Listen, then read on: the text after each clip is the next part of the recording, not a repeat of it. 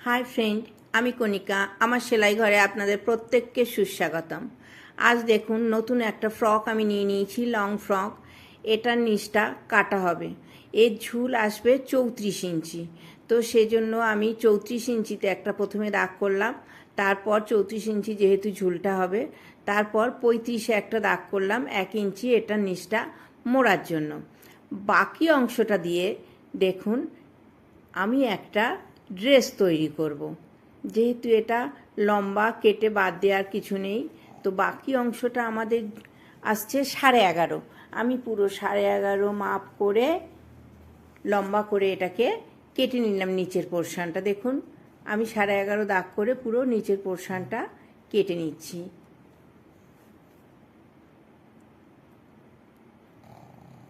পিসটা খুব সুন্দর, সুতরাং ফেলার কোনো দরকার নেই।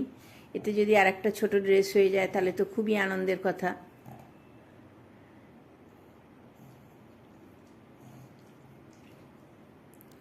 তো আমি 11.5-তে পরপর দাগ করে গেলাম। যেহেতু এটা গোটা ফ্রক, সেখান থেকে কাটতে গেলে আমাকে একদম পুরো মেজারমেন্ট নিয়ে কাটতে হবে, এবং ফ্রকটা নতুন ফ্রক।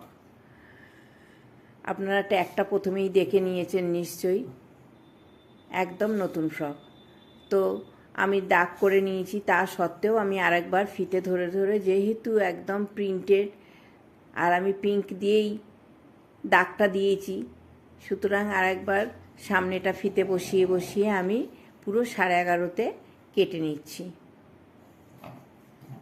কেটে নেওয়ার পর আমি ফ্রকের নিচের পোর্শনটা মুড়ে নেব 34 ইঞ্চিতে।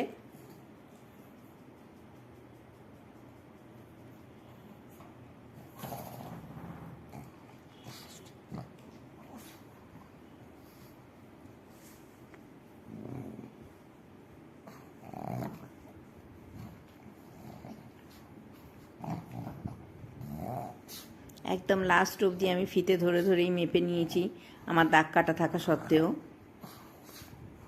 কাটা কমপ্লিট হয়ে গেল। এবার আমি ফ্রকটা সরিয়ে রেখে দিচ্ছি।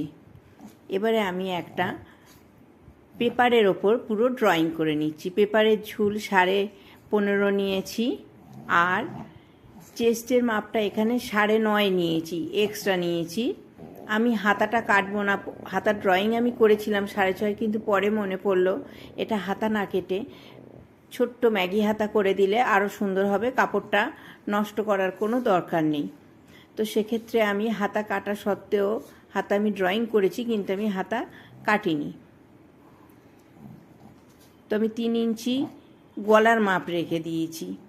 দেখুন আমি সরু করে এখানে একটা দাগ দিয়েছি, এইটুকুনি আমি কেটে নেব। ওটা 1 ইঞ্চি, হ্যাঁ 1/2 ইঞ্চি হবে, ওটা 1/2 ইঞ্চি আমি কেটে নেব ওখান থেকে। চেস্ট আমাদের 8.5 হবে, কারণ চেস্টের মাপ আছে 34। তো আমাদের 1 ইঞ্চি এক্সট্রা সাইডে থেকেই যাবে মার্জিন। এবার গলার ঝুল দেখুন, আমি 7-এ গলার ঝুল নিয়েছি, আর 3 গলা আছে। প্রথমে রাফলি একটা ভি কেটে নেব। আমি সোজা দাগ কেটে নিচ্ছি ভি টাইপস, কিন্তু এটাকে সুন্দর করে একটু রাউন্ড শেপ দিয়ে দেবো যাতে দেখতে সুন্দর লাগে। রাউন্ড শেপ হয়ে গেল আমার। এবারে আমি দেখুন সেই যে কাপড়টা কেটেছি, সেই কাট পিসটার নিচের সেলাইয়ের অংশটাও আমি খুলে নিচ্ছি। খুলে নিলে আমার কাটিং করতে সুবিধা হবে। তো আমি ওটা পুরোটাই খুলে নিচ্ছি।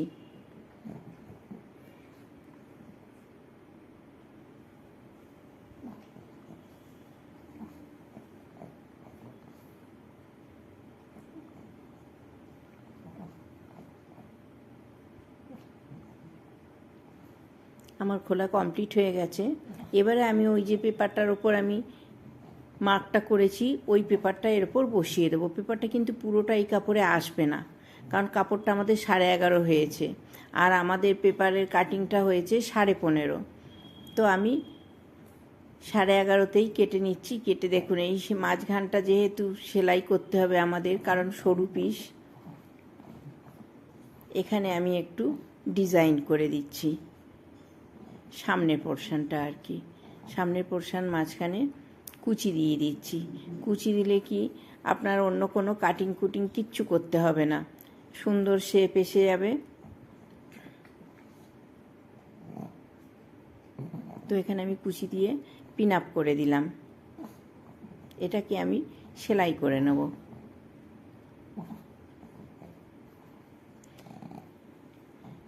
এবারে আমি পেছনের পোর্শনটাও কাটবো। পেছনের পোর্শনটাও সেম হলুদ পেপারটা কাটি, কারণ কোনো ডিজাইন আসছে না, সুতরাং হলুদ পেপারটাই বসিয়ে আমি পেছনের পোর্শনটাও কেটে নিচ্ছি।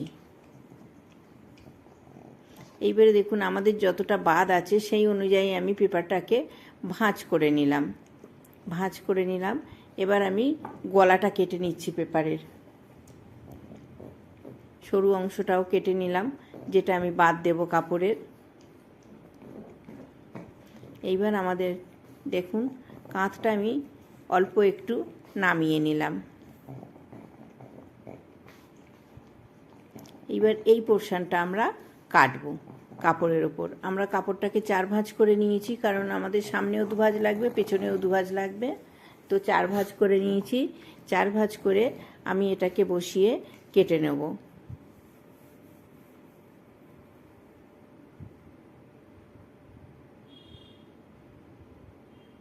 যেহেতু ছোট্ট কাপড়ের ওপর আমাকে কাপড়ের মেজারমেন্ট করতে হবে, সব যেন সমান থাকে, কাপড়গুলো সমান করে নিলাম। নিয়ে এবার আমি কাঁচি চালিয়ে দিচ্ছি।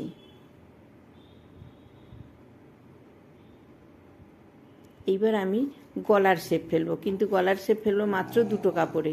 সেই জন্য কাপড়টা খুলে নিলাম, নিয়ে এখানে গলার শেপ ফেললাম। আবার কাপড়টা ভাঁজ করে নেব মাঝখান থেকে, নিয়ে এবারে কাঁধের অংশটা আমি বাদ দিয়ে দেবো। এবারে এটাকে মাঝখান থেকে 2 ভাগ করে নেব আমি।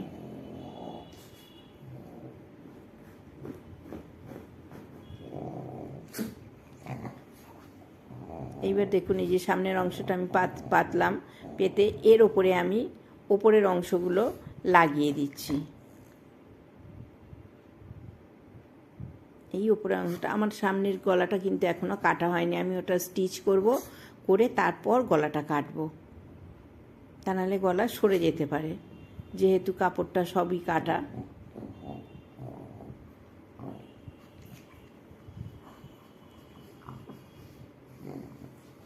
চলুন মেশিনে যাই এবারে।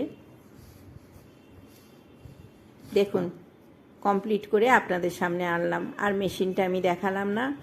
তো দেখুন সামনের গলাটাও কেটে নিয়েছি, সামনের গলাটা সুন্দর একটা ভি শেপ এসে গেছে।